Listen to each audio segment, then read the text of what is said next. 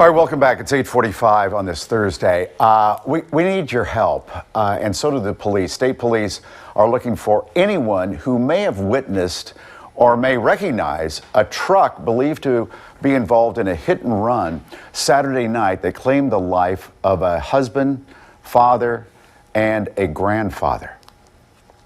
Marks the spot on I-95 in Upper Chichester where Maurice Pinkard lost his life and where the lives of his wife and 6 children changed forever. His wife had run out of gasoline Saturday evening along 95 North just before the Highland Avenue exit. Maurice was filling the tank when state police say the driver of this blue pickup swerved into the breakdown lane, struck him, killed him, and then the driver kept on going. Investigators say they have found a witness and are tracking vehicle parts, all while this family grieves for their loved one.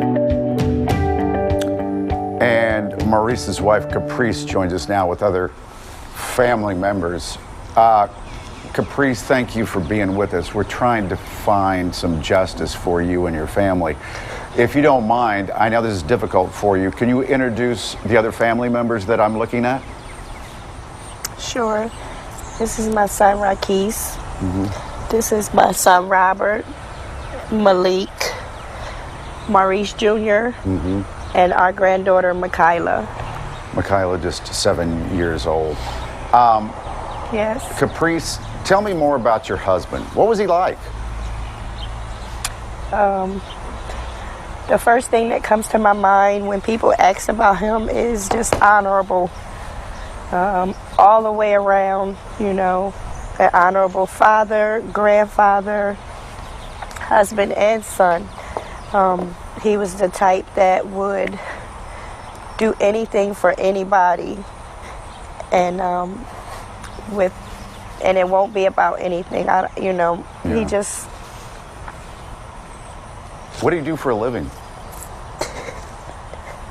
He was a master carpenter.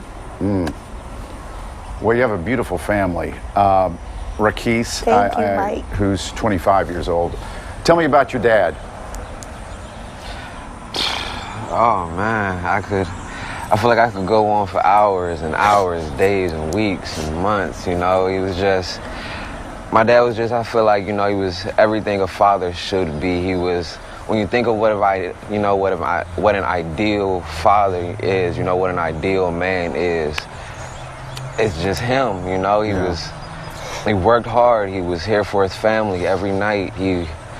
He made sure that he would go without so that we never did, you know, things like that. He spoiled his wife. He loved his family just until his very last breath, man. Yeah. I know he's still with us. I know he's still watching us, man. He was just an awesome man. He was an angel walking amongst us, you know. He was just above. He was just, you know. Well, he's probably an angel watching you do this interview. I'm very proud of his entire family here. Caprice, did he spoil you?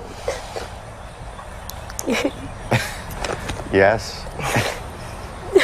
Yeah. Caprice? Yes, he did. I feel like sometimes I used to say, you know, why'd you do this to me? You spoil me. I tell him all the time.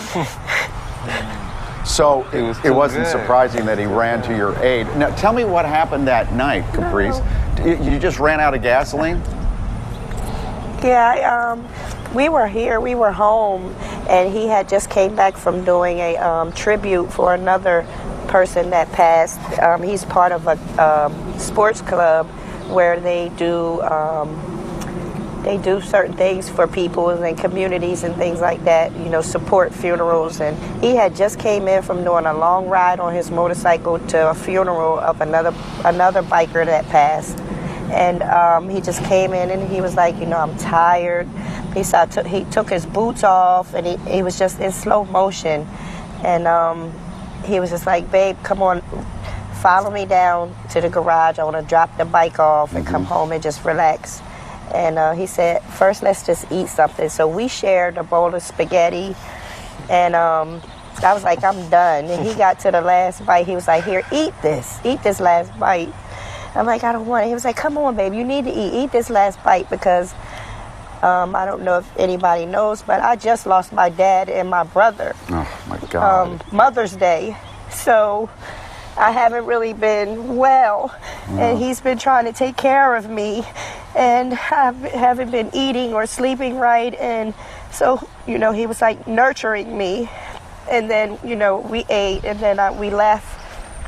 He went ahead of me, but I ran out of gas, and the oil light came on, and I said, I think it's oil, I don't know. The oil light came on, so he said, all right, I'm gonna pick up oil, I'll be on my way. He was on his bike, and so he said, call our daughter Italia and tell her to come with the car, because we're gonna need fuel.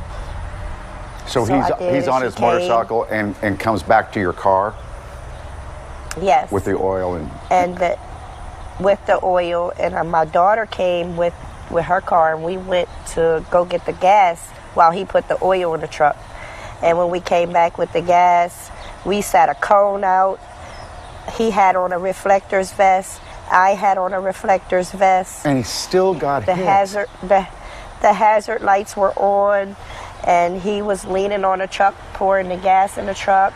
And he said, babe, stay right here, stay behind me, hold this flashlight, watch my back. I said, I got you. As soon as I held the flashlight up and I turned and looked. And that's when the truck came? And I don't even know how I got out the way, but I just said, oh my God, babe, hurry up, move, and it was too late. Yeah. And then the truck just kept on going. It kept going. So the driver is out there, probably, I mean, you could be watching this. I know it must be important to you for this person to be found, right? More than anything. Top priority. It's top priority. Raquise, why is it a priority? Top priority. There needs to be some type of justice for this, man. My dad didn't deserve that. Mm-hmm. My dad didn't deserve that. My dad, there has to be some type of accountability. Yeah. My dad was too good of a man for that, you know? My dad did not deserve that. He did not deserve, no one deserves that.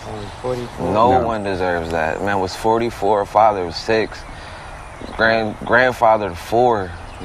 Young, you know? He was vibrant. Yes. Vibrant, you know? He was strong. Sounds like he was just full of life and loves his family. And like you said, I'm sure he's still with you in spirit. Thank you. And please let me know if we can help out. I know there's a GoFundMe page, and we will link that up. Let's try to get that total way up. Our Good Day viewers are very benevolent, and I think we can get that total up, because I know you're going to have a lot of expenses now. Caprice, keep us, we'll stay in touch with you. And let us know if we can help you. We'll be right back. Thank you, Mike. You got it.